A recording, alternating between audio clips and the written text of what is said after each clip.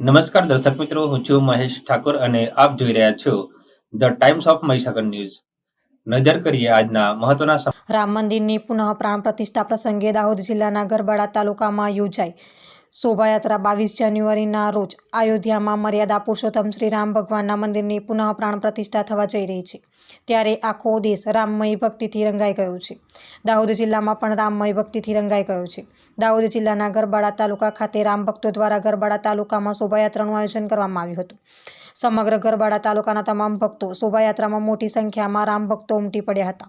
ડીજેના તાલે અને ઢોલ નગારા સાથે નીકળેલી શોભાયાત્રા મહાદેવ મંદિર રામધૂન ગાતા ગાતા ડીજેના તાલે અને શ્રી રામના નારા સાથે ગરબાડા નગરની શેરીઓમાં ફેરવવામાં આવી હતી. આ શોભાયાત્રામાં ગરબાડા તાલુકાના તેમજ સમગ્ર ગ્રામજનો તથા નાના મોટા રામ ભક્તો જોડાયા હતા અને ગરબાડા તાલુકો જય શ્રી રામના નારાઓથી ગુંજી ઉઠ્યું હતું. આપના વિસ્તારના પડે સમાચાર જોવા માટે અમારી channel the times of Mahisagar ન્યૂઝને લાઇક, શેર અને સબસ્ક્રાઇબ કરો.